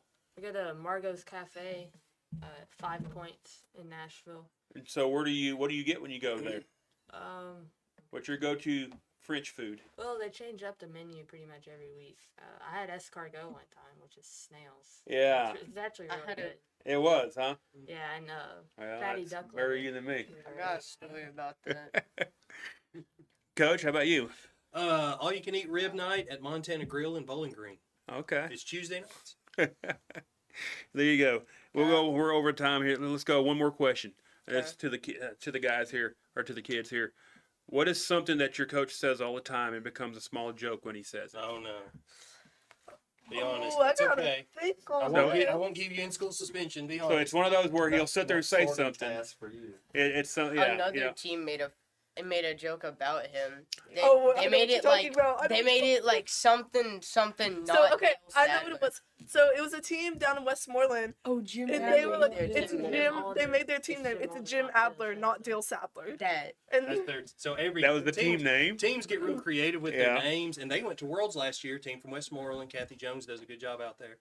And there was a sign for a lawyer named Jim Adler, and that reminded them of me, I guess. And there was this big inside joke. It's Jim Adler, not Dale Sadler. So that was their team name for the year.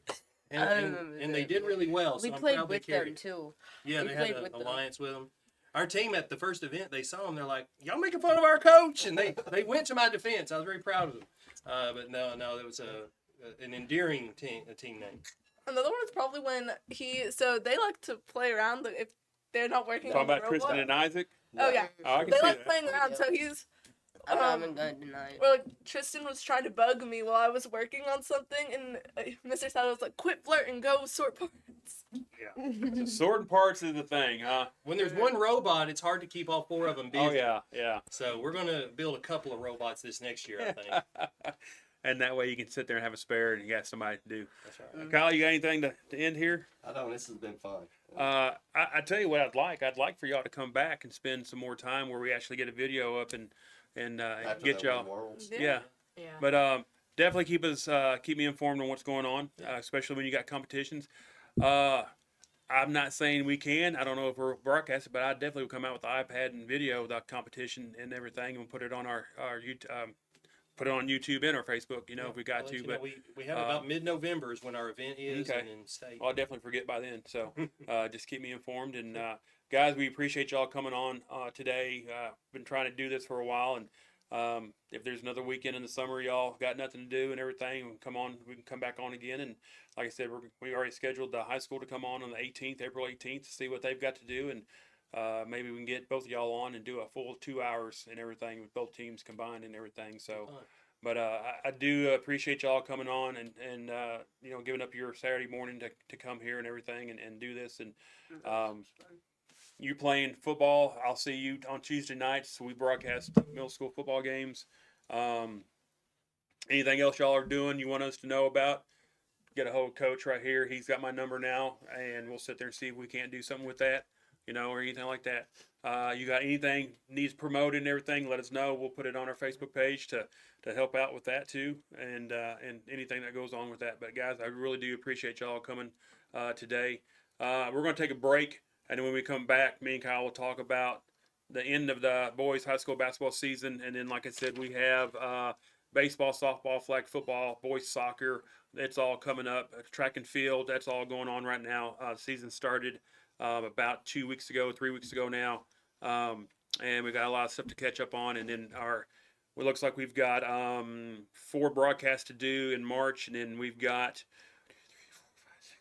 about 9 or 10 broadcasts to do in April that we've got scheduled right now. So different sports and everything. So, but again, thank you for Portland East robotics team. We'll be back, and we'll recap the spring sports. And you're listening to Sports Saturday on Portland Sports Network. Two guys drove to work. Neither guy wore a seatbelt. One guy got a ticket. One guy didn't. The same.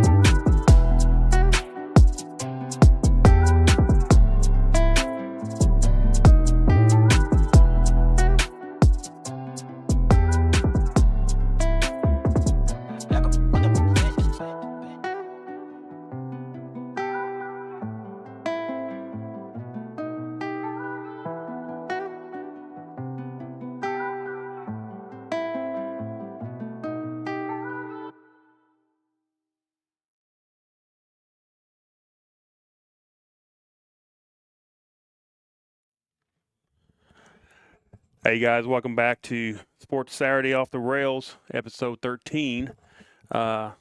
Little hard doing all this. So that was a great show right there. I hate it that the video's messed up. We ain't gonna be able to show the video there, but you got the video. We'll upload. We got the links that Coach Sadler gave to me to bring to put on the Facebook and everything. So maybe we can get it on the YouTube also, and they can kind of watch that too. But Kyle, we've got all kinds of things going on right now with spring sports started back in the 1st of March. And I just wanted to go over a lot of the stuff, and then we'll end it with talking about the basketball. And I Yeah, tell you you've what, got a full schedule going on. I do. I got excited. You and John set that out, and I thought, wow. Well, I was looking what- at things. I was like, man, we got to do more softball. We got to give everybody. I'm trying to get everybody equal love and everything, and it's hard because Everybody plays you at know, the same time. yeah. And there's a lot of games we couldn't do it because we couldn't be at 3 different spots and everything. But you're right. Everything is in full black now. Some of it started early in March, but it seems like as soon as spring break was over, boom, everybody is in It did. full blast. It came out, and then we're like, And, man. The only thing I'm looking here. It looks like baseball has played 9 games. They played last night. I don't know the score there. Softball looks like they've only done 3 from the webpage. Flag football's got 2 games in already. Soccer's got 7 games in already.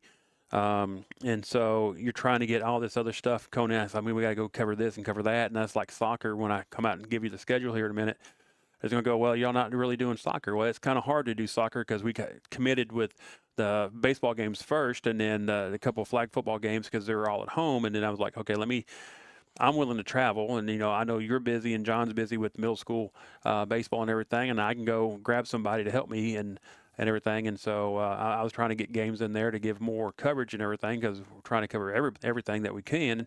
But real quick, do you want to go basketball first so we can end it and then go into this, or do you want to do all this and then end with basketball?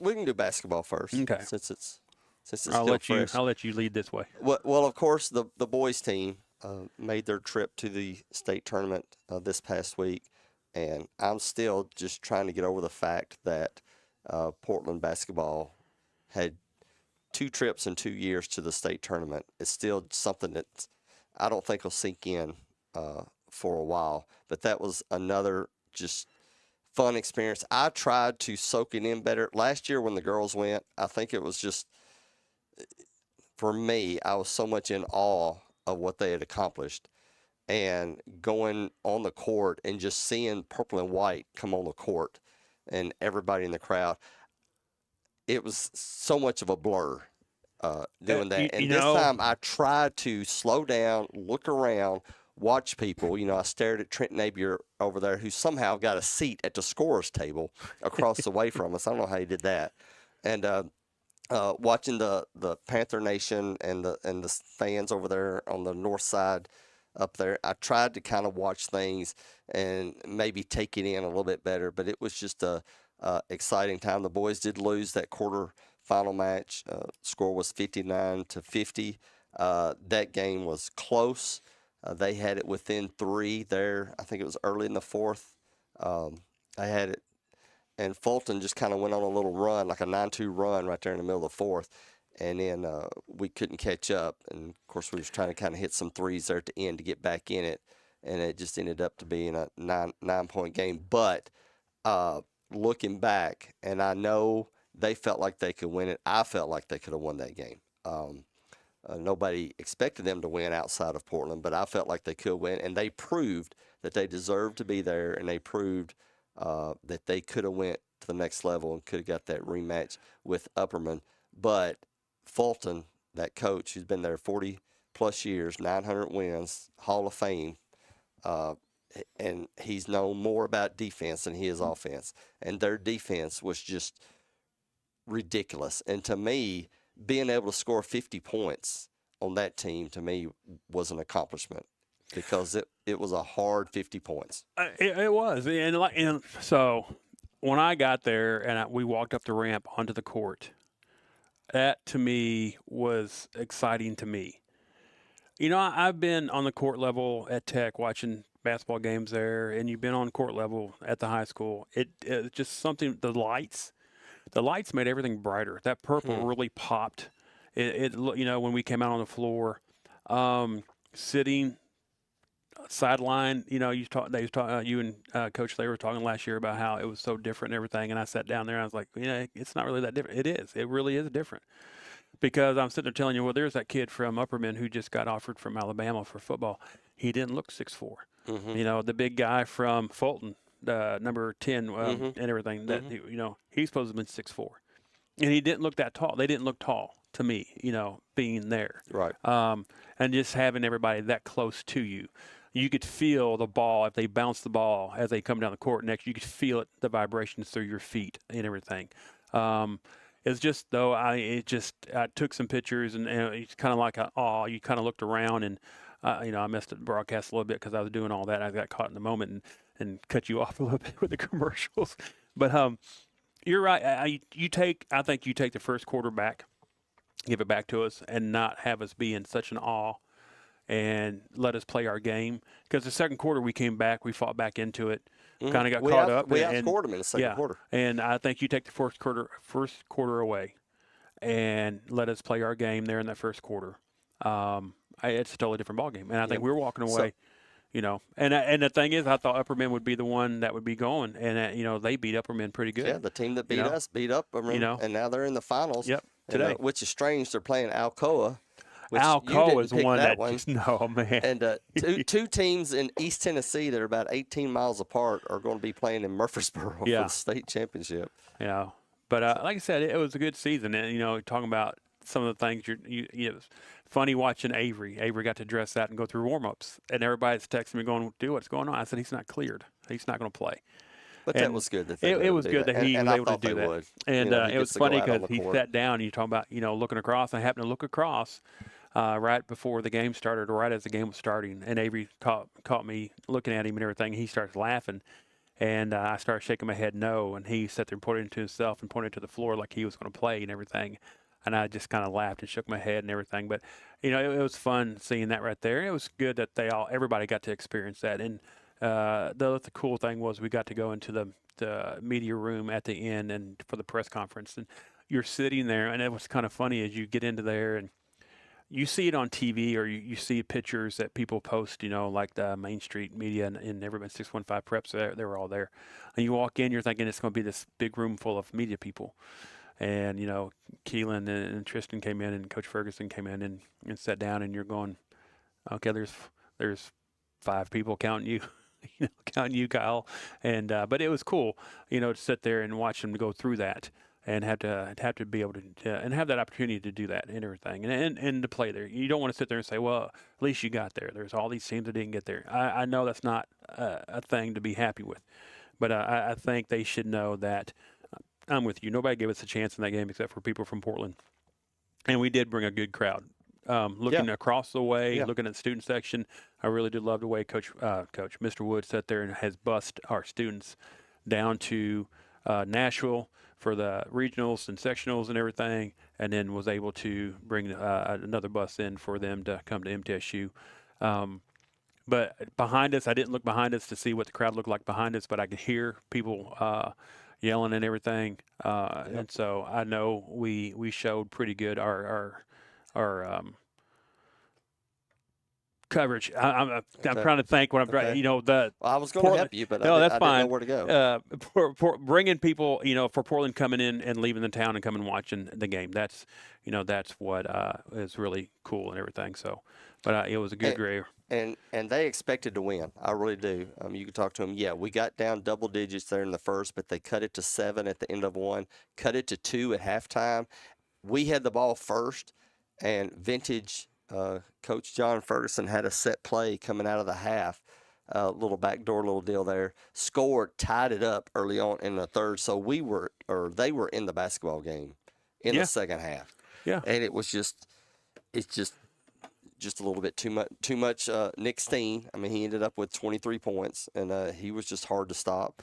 But he had his turnovers. And, he did, and the thing, to me, it didn't seem like he was getting those points. It didn't. I was shocked to see it number his 22? I think it was number 22. Yeah, that's the one I was Burris. going. That's who I think we need to stop. We need to put And he's Evan the one Brown that went on off him. against Upperman. He's the one that had a good game against Upperman. I put Evan Brown on him and everything. I think Keelan did a great job against Steen and everything. And it's just there's a lot of times they hit some backdoor Lowry wasn't there on the rebounds and stuff here and there, but you know, Well, really, that was the game. Offensive rebounds by Fulton, which we Coach talked about that on Ferguson the way knew home. it. He Yeah. knew it. He said that's going to be the big deal. We've got to be, because that's their MO is offensive rebounding. And it was 20 and something defense. it was double digits. They had 27 offensive rebounds. I think we had 4 or 5. I think the stat that we were looking at on the way home, you know, we're talking about it and everything. Well, total rebounds was 33 to 21. So they did out rebound us, and they had 12 from the offensive side. Okay. So yeah, that was pretty bad. But I like the way how Keelan just said they're about halfway, maybe 2/3 into the first. He said, "I've had enough of this." And because he would get the ball and he'd kind of like, okay, I'm kind of guarded too much here. Then maybe they'd come double team and he'd give it up, and trying to spread it around. And it got to the point where it's like, we're going to go into Keelan, and I don't care if you're 10 foot away, you're getting to the basket. And he would. And I mean, Keelan ended up with 21 points on the night. What got me with Keelan, and I'll say this part only because of how good he did the other night. Shooting about 58% from the free throw line on the season. He was 9 of 11 from the stripe. Kept us in the game with his free throw shooting. And it just looked so smooth. He looked, and of course, he's been getting better on that. Tristan, I mean, they hounded Tristan all night. And they were bumping, pushing. And I'm not saying that they weren't calling fouls that should have been called. I was just going to say, I'm just saying how good their defense was. And they stayed on him, and they was trying to get the ball out of his hands.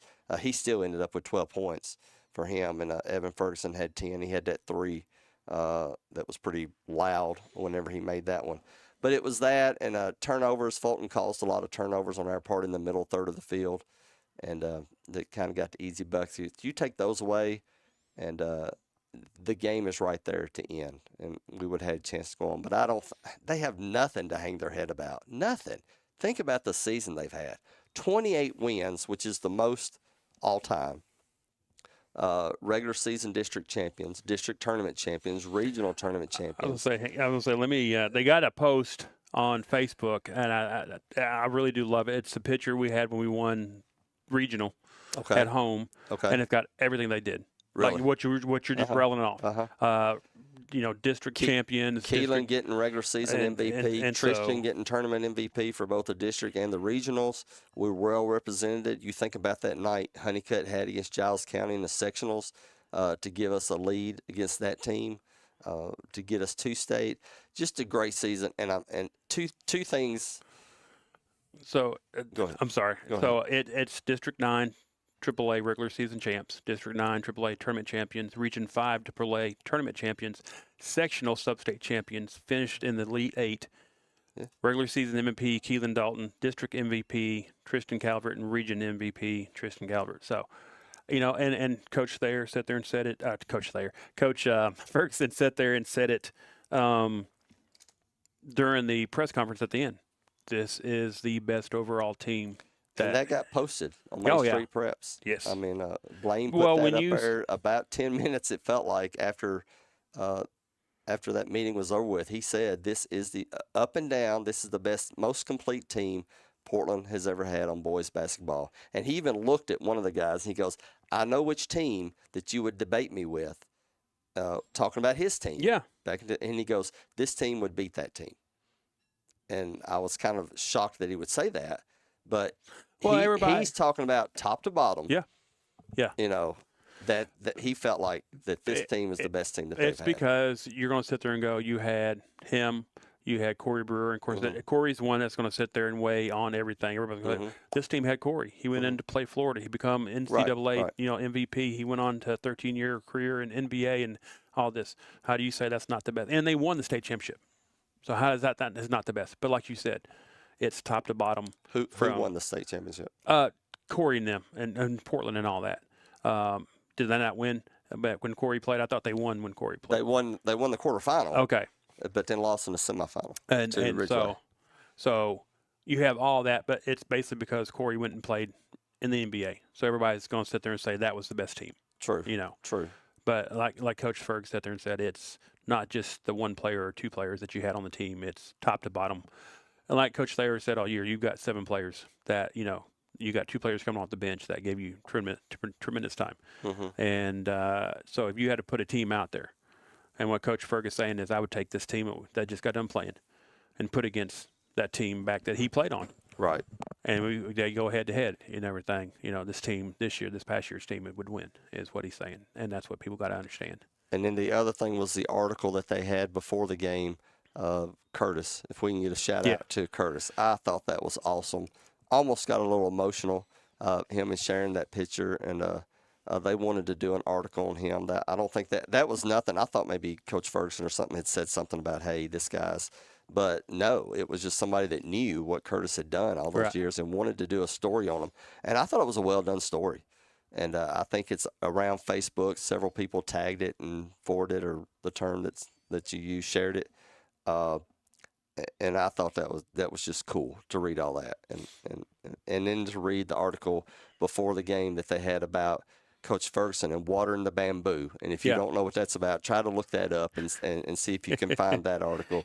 That just mesmerized me. He was telling me that story one time, and just to hear that and hear him explain that, just a good season. And I know the loss stung just because you could have won the game. If they'd have went in there and they'd have got down by 20 early and it stayed that way, maybe you get over it a little bit quicker. But they knew they could have won that game had they done just a few things a little differently, not made mistakes here and there. They could have been in it in the end, but definitely worthy of being called one of the top 8 teams in the state in Class 3A this year. Totally and it's going to be just a memory. I hope it won't forget this season. No, and you're looking at what you've got coming back next year, and it's kind of like with the girls last year. They went through the same thing, and you're going, okay, this is who we're losing. What do we got coming back? Mm-hmm. I still think they went farther than I think what people thought. They did. Girls, I think they did. I mean, they were one game away from going back. Could you imagine that? Yeah. Back-to-back state tournament appearances for a Lady Panther basketball team. And they were right, they had the opportunity. If that game had not been on the road, I really think that had a lot to do with that game. Having to travel to Tullahoma, I think, was a big deal. I mean, you lose your is it your number one player coming off the bench in Charlotte? No, she wasn't there, but the Story thing is, Russell didn't play because he was injured. She's been injured. Kieva gets injured in the first quarter. Yep. Or early in the second, maybe. And she's out for the rest of the game. Mm-hmm. And, yeah. And things just didn't fall. It's just, we sit there and we hit shots just like I guess the one stat that shocked me about the boys, and we talked about it on the way home, was 0 points for help me out. Come on. Talking about Nate. Yes, Honeycutt. Thank you. For 0 points for Honeycutt. That, for what he's done all year. I mean, in the sectionals there, he lit it up with the threes and everything. And it was not even the threes that we was talking about. It was not nothing on the inside, nothing from the outside, and for to sit there and go, what, he had 0 points. That was crazy. So I think that was a shocker for me too. So good season though. It was good season. And they got a year to get ready, or they got a couple months to get ready, and we'll see if we can redo it again. Exactly. That's the hard thing. And you got a team like this, and as a coach, you have to sit there and go, okay, this is done. And the players that are coming back, you have to go, okay, now we have to. We can't rely on Keelan. We can't rely on Tristan. We can't rely on these guys who were our leaders for the last year or two, who's stepping up and who's going to be able to handle this and take care of this. And then we'll see how well that they can gel together and see how far they can go. 4 of your 5 starters are gone, and your first 2 off the bench are seniors. So Coach Ferguson has a little task ahead of him. He does. To find out what he's got. And sometimes it's when those tasks like that come at you, you realize that's the funnest coaching is what you have. I can see that. And so, but with that, we'll turn into the other spring sports that are going on. Like I said, this morning I didn't see if they updated the baseball score from last night. They played Fairview. I'm not seeing it. From what I can understand, right now our baseball team is 5-4. What they have done, the 9 games they have played, they have beat Kirkwood 14-7. West Creek they won 5-1. Tupelo Christian they beat 15-5. New Hope they beat 10-8, and they beat Gallatin 8-1. The 4 losses was a Kirkwood, the same team. They actually lost to Kirkwood the first game 4-2 and had a home-to-home with them. But they lost the first game to Kirkwood 4-2. They lost to Knights, what I think Coach there was saying that's kind of like a homeschool team or something like that. I think so. They lost to them 6-4. They lost to Lawrence County 19-4, and they lost to Franklin Simpson 3-1. They played Fairview last night. We have no updates on that. And their upcoming next 4 games in March. March 24th is at Station Camp. March 25th is versus Station Camp, and that's actually a game that we're going to be broadcasting there. Then March 27th, they're at we have Cane Ridge coming in, playing at home, and then March 31st playing Liberty Creek. So they have one away game on the 24th, and then they play 3 home games back to back, and that are back to back to back, and that's the 25th, 27th, and 31st. If you want to catch some games there, we will be broadcasting baseball on the 25th and 31st. So 2 of the games will be broadcasting that they have at home. Softball, what they have on the website right now is they're 0-3. They actually played today at Marion County, but they have lost to Creekwood 10-0. They lost to White House Heritage 12-1, and then they lost to Franklin Simpson 18-2. So starting the year out kind of tough for Coach Tucker there. Their March games coming in, they've got 6 games that are being in March, and they're at Harpeth on the 23rd this week. They turn right back around and go to Station Camp on the 24th, and then they play Liberty Creek at home on the 26th.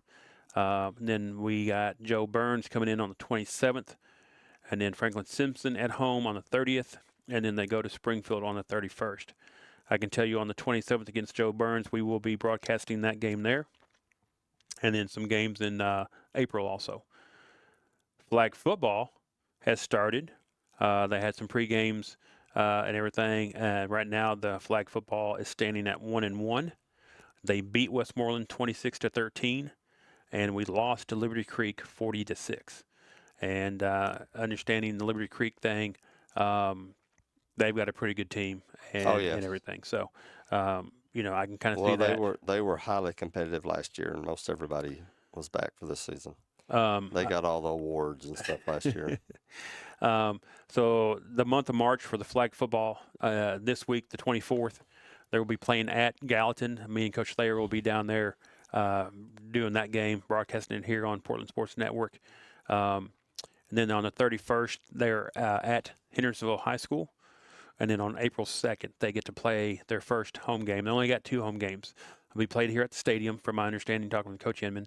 It'll be played here at the stadium. We'll be broadcasting that game, and most of these games are 3 teams when they come in and do this. So they'll have Beach and Wilson County coming in on April the 2nd for the first home game for flag football. But we will be broadcasting the Gallatin game on the 24th of this week, and then on April 2nd, we'll be broadcasting that game also. So, talking about flag football, last year was kind of a, let's throw everybody together, let's get this thing started. It wasn't, I guess the word sanction is what I'm looking for. Use. Yeah. So you didn't have a state tournament, you had a state invitational. And they invited, so there was a team that actually won a championship, but it wasn't like a TSS state. It wasn't sanctioned, right. So this year, though, it's all for good. It's all real. I mean, we're in the real deal here, and now they've got classifications, and I'm trying to find out where Portland is at, and I'm having trouble doing that. I know that we are in AA. There it is, Region 4. So there's actually 9 teams in our region. Beach, Gallatin, Hendersonville, Station Camp. You expected those, but then also you got Wilson Central, Mount Juliet, Green Hill, Lebanon. So it looks like they're getting the Wilson County, Sumner County kind of combined as a region, as the region there. So you'll have to play all those, and then you'll have postseason tournaments. So it's the real deal now. Yeah, it was real last year. It just it wasn't sanctioned, so it still will go down in the record book. Last year, whoever won it, it was a inaugural season, wasn't sanctioned. Blah blah blah. Starting this year, it will be sanctioned, and it will sit there and say that 2026 TSSAA state champions for AA is whoever. And so it was you could, because you've had club teams You've had several teams in Murfreesboro playing flag football. Girls flag football has been playing for a while now. So several teams in Nashville, Murfreesboro had club teams that they would play. And it got popular enough and widespread enough that the state sat there and said, okay, let's go ahead and do it. Mm-hmm. And I think that's a good thing there. And it's a little bit different. I'm excited to have Coach Inman and the flag football will be coming on. I want to say somewhere in April, the 11th maybe, or the 2nd, or something of that nature. No, Coach Dupree is the 2nd. And then the 11th is the middle school track team. So Coach Inman is supposed to be getting back with me on trying to come on the show and everything. And so, but it's the strategy is a little bit different. Offense, defense, there you can only blitz one person, I think. And they had some rule changes from last year to this year, from my understanding. I think now you can blitz from anywhere. Actually, ESPN had some, or it was CBS Sports had some World Championship flag football, and I watched some of the 5-on-5 girls, and I watched 5-on-5, kind of like middle school boys, and it's just the World Championship because China was in there. China was playing against somebody, and you have to. I know watching that, you have to if you're blitzing, you have to raise your arm to show, hey, I'm blitzing. Oh, really? And then the offensive person cannot run into the defensive person. So if I'm running a route and I'm coming at you, he can come at me, but I cannot get in your way from you rushing. So that way you can't run picks and stuff like that. And they'll call offensive pass interference is what that's called. So a lot of rules that's kind of different. I know we did the one game last year at Liberty Creek. So it's been a jamboree there type of thing, and had several teams playing, and it was fun. It's going to be fun again this year, to get to do it and to better understand the rules and everything, and then get to talk with Coach Inman, Coach West, and Coach Moore. Punting. They're punting this year. Yeah, they're punting this year. No more announcing punting and then marking it off 30 yards or whatever. So do you know if they get the choice of that, or do they actually have to do it? I think they actually have to. You I either think punt it or go for it. I think that's a smart thing. Because you're always going to say, hey, let's just mark it down 35 yards and be done. Make the girl punt. And it doesn't matter if it's a girl or guy. Make the person punt, because now it could be a bad kick, and now you got it in just a 5-yard kick, something like that. So I think that's a good thing there. But it's exciting to watch, these people go out here and play, because they definitely have to be good on their feet. And I know we've got several of the basketball girls out there playing and everything. And the one I'm really looking forward is the one that nobody knows about, and that's the one that got she was the manager for basketball. And when they did senior night, they announced that she got a scholarship for flag football. Yeah. We're all going, okay, well, never heard of that, and there's a lot of things that goes on that if you don't listen. Okay, I'm not going to mention the school. I think it is, in case I'm wrong. But I believe that this year is like their first year of having the program. Yeah, so when she gets there, that'll be she's on their first team, their second team, second season that they've even had flag football. So again, it's just it's great that we're participating in all this stuff, and there's ample opportunities for these kids in this town to, if they're looking to go to college, to be able to go on flag football there. The E-Team Sports Hall sat there and did that a couple years ago for the esports teams.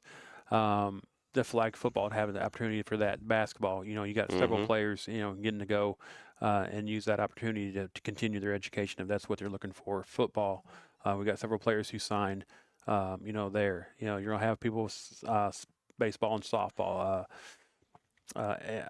Aiden Hughes, Avery's sister, she got a scholarship last year for softball and everything. And so I'm so happy to hear that these schools are coming in and finding the Portland athletes and, allowing them to continue like I said, the education. And then it's not so much as the sport, it's the education that they're getting. And I think the robotics team here today I just really enjoyed. I could probably sit there and talk 2 more hours with them. Very interesting. Yeah. And I liked the kids was not shy. I hate that the video messed up and everything. You won't be able to video, but hopefully the audio is good. And but it was really exciting. I'm excited now to have the high school team on. They're going to bring on some stuff, and like I said, I'm not opposed to getting middle school back on here and talking some more so we can continue what we need to be talking about there. Kind of the other sport that was going on also is the boys soccer. Right now they stand at 4-2-1, and they had the first game of the year against Smith County. They tied 2-2. Then they lost to Hunters Lane 3-1. They beat Macon County 1-0. They beat West Ridge 4-0. Then they beat Elizabethton 3-1 and beat David Crockett 2-0.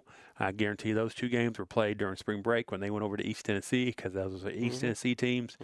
And then they come back home and lost to Good Pasture the other night 2-1, and that makes them 4-2-1. Upcoming games in March, the 24th, they play at Green Hill.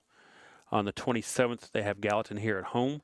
On the 31st, they play at Hendersonville, and then on April 2nd, they play at Springfield. And that's kind of what's going on with the with soccer right there. And right now, we only have one game looking to broadcast that, and that's going to be on the 28th. It's a home game. But just because of how we've been committed to these other sports already, that was the only thing that has fit into our schedule was that date there on the 28th of April. And so, you know, you get to do that one there, Kyle. I know you're excited about doing that one there. The other thing that's going on,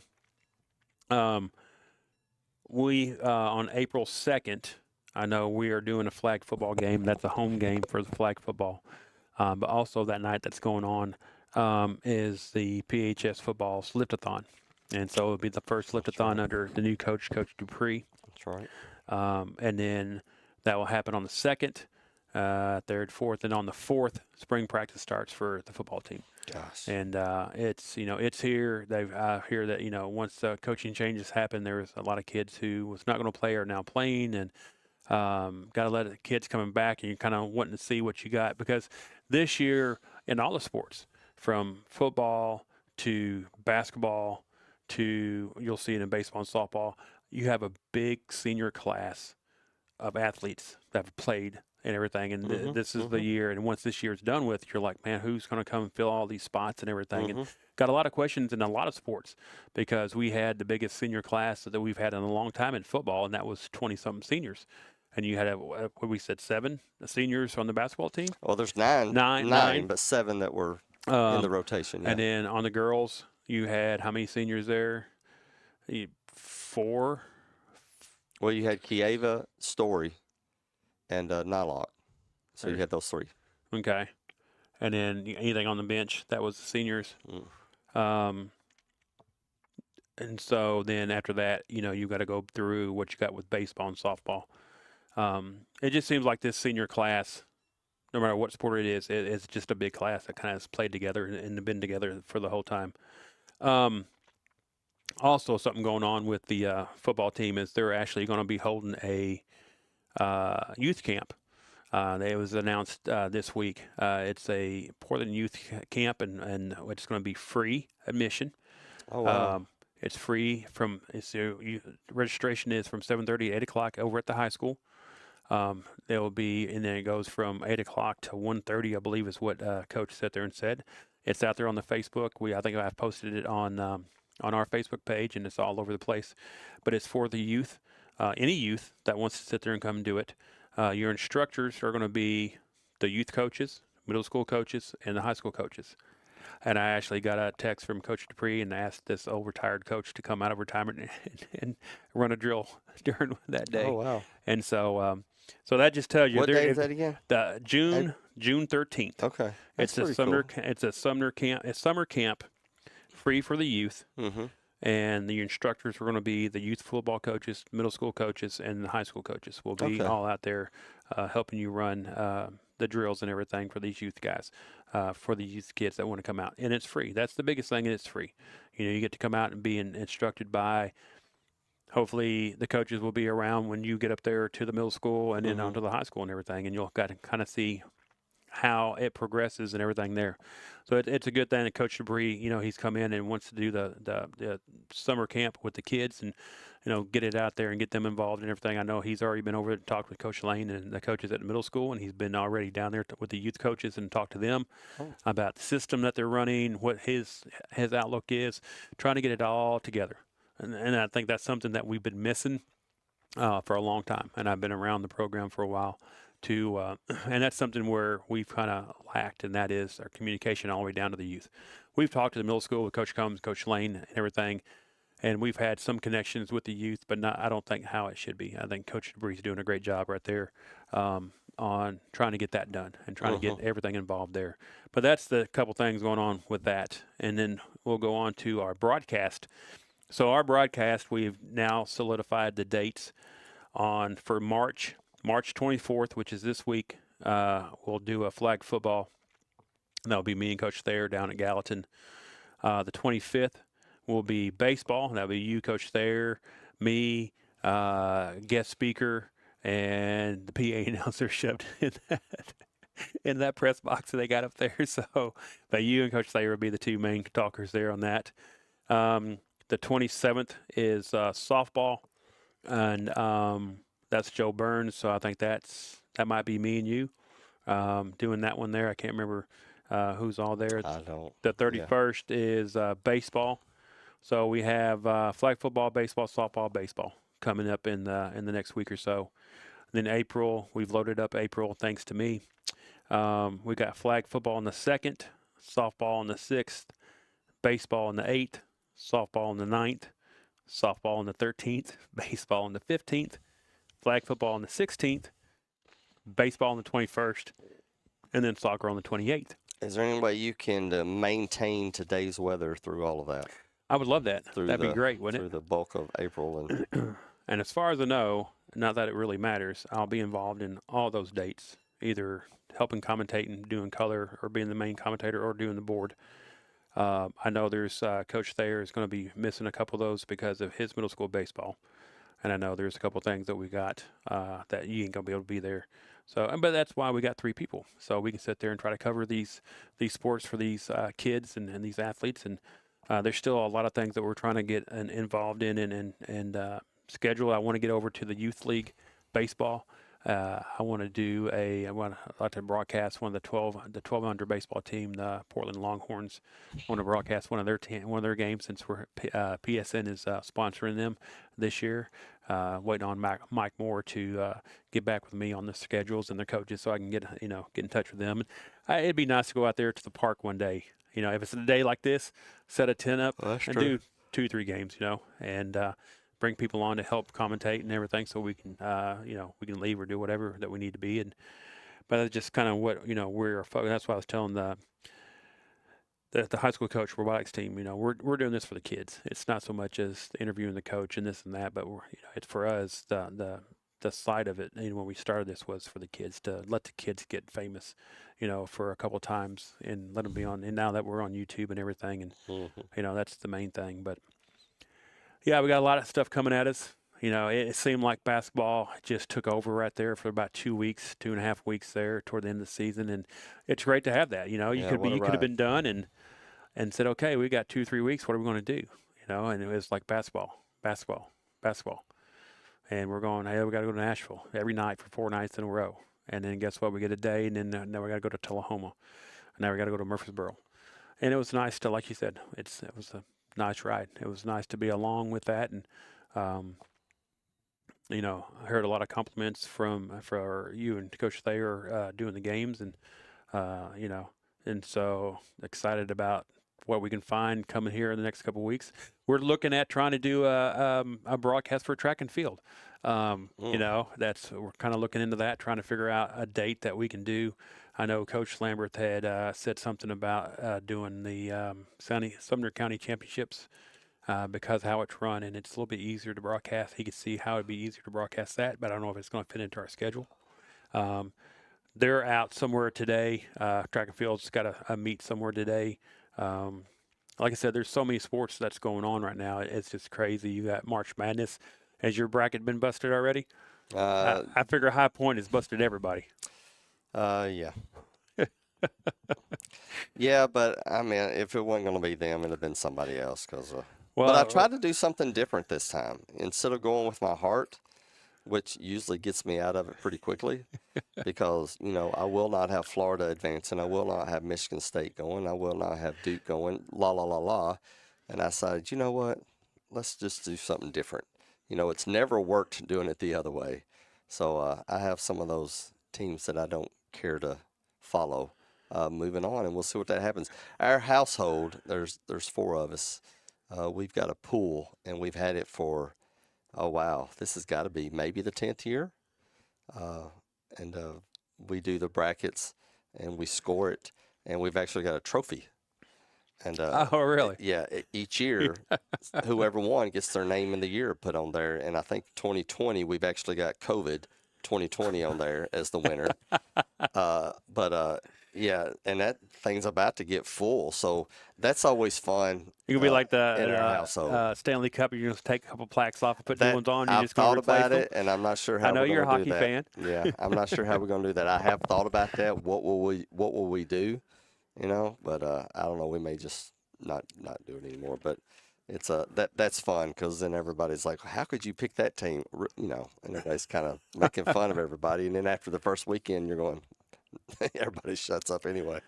I apologize for last week. We didn't have a show last week, and that was because the guest that we had coming on, that was Coach Lamberts and Austin Nelson, who owns Freedom Fitness here in town. Austin was sick, and so he couldn't make it. And I was going to go ahead and bring Coach Lambert in, and me and Coach Lambert talk pretty much daily. We was going to bring him in and just do the show ourselves, but I needed to go to and do some stuff with my son. He's trying to sell his house, so I've been up there off and on this past week trying to put in new steps and a new floor and trying to help him get all that stuff ready. And we're going to try to get them on sometime, in April and May. And like I said, what's hard is I'm sitting here and I'm not complaining, because what's going to happen is as soon as I say something, we're going to get bombarded with people. But it's good with being that we won't have a show next week. That's because me and you are both gone. Work has told us that we had to work on next Saturday, so we won't be here next week. So there'll be no show next week. And like I said, after that, man, we could force John to do a solo. Man, I tell you what, it's a little bit harder trying to do the iPad with the camera, and then trying to get going over here, and then trying to go, hey, let me do this, and let me turn over here, and it's harder than I thought it would be. And everything. I was like, well, I've done this board all year long. It's good. But then trying to talk and hold the conversation. Yeah. Because then you get lost in the conversation. And the kids got lost in eating their snacks and looking at videos and playing with the robot and everything. I'm over here looking in the song has got, I'm like, man, that was just a 8-minute video, or 8-minute break we just had. But they love the snacks and everything. So that was a great group of kids. I really did enjoy that today. And it's normally that. I don't want to sit there and call it an off sport. It's an off something. So like with the E-team, when we had when you have the band people on, I love interviewing the band. They have such a great time. You think, well, it's when you have football or baseball and them guys on here, you can talk. They're good. I have fun with those. I'm not saying I don't, but it's the off sports, the robotics team, the band, the bowling, fishing. That's the stuff, because we don't know all there is to it. Yeah, exactly. So as we're learning, we get excited about it, and usually the kids are really great at speaking, and as in not being shy to the point they're willing to sit there and talk.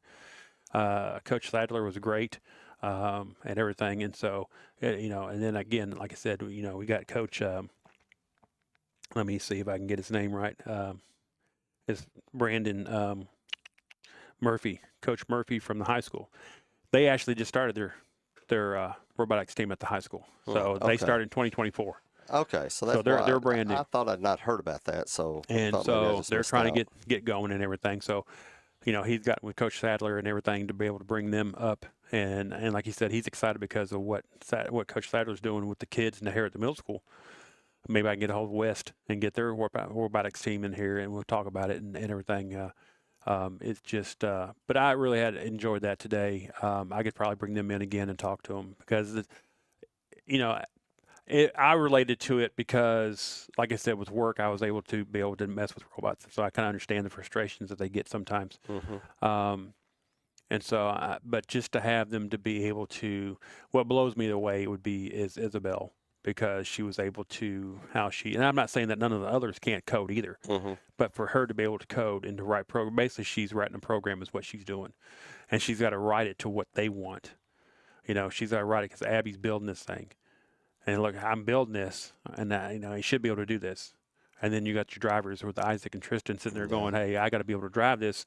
I want this button right here to do this, so we all know what this is, and to be able to do that and to write that, and once you understand that, that's just, to me, that's fascinating to be able to do that at this young of age, and so they got a great career ahead of them. I do believe in everything, but it's been fun today. I had fun today, so I think I'm gonna go home and do nothing, watch basketball. Wow. Well, I've been doing. I got home yesterday from Cookeville. That's right. helping. You've been working. So I need a day. You've been laboring. It is just me walking. That's labor for me. So. I wasn't saying that out loud. But again, good luck. I hope hope Coach Thayer has a good day today. They went up there in Scottsville there, and softball team, I believe it was, they're playing today. Hopefully they catch their first win today, playing down in Marion County, all the way over in East Tennessee, Southeast Tennessee there.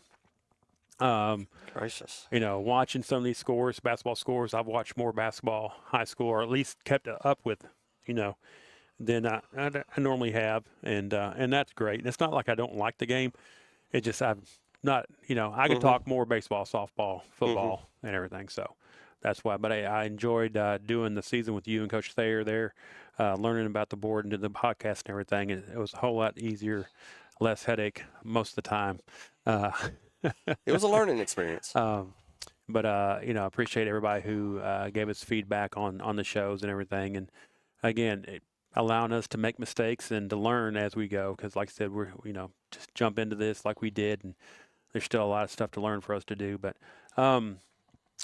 today was a great show. I appreciate you coming by and helping me with the show, Kyle. And like I said, it's a fun thing. Nice day. So if you're out, I'm sure everybody's going to be out cutting grass, because if you hadn't started cutting grass, because all of a sudden grass started growing, it's like, hey, let's just take off here. And within a week or so, it's really grown. And if you haven't cut it, you better. And if you've got nothing to do, come over to Eden Household, because he doesn't have all of his ice storm tree limbs out to the road, and he's unable to mow his yard. Oh, my goodness. So we have got a task today to finish that up.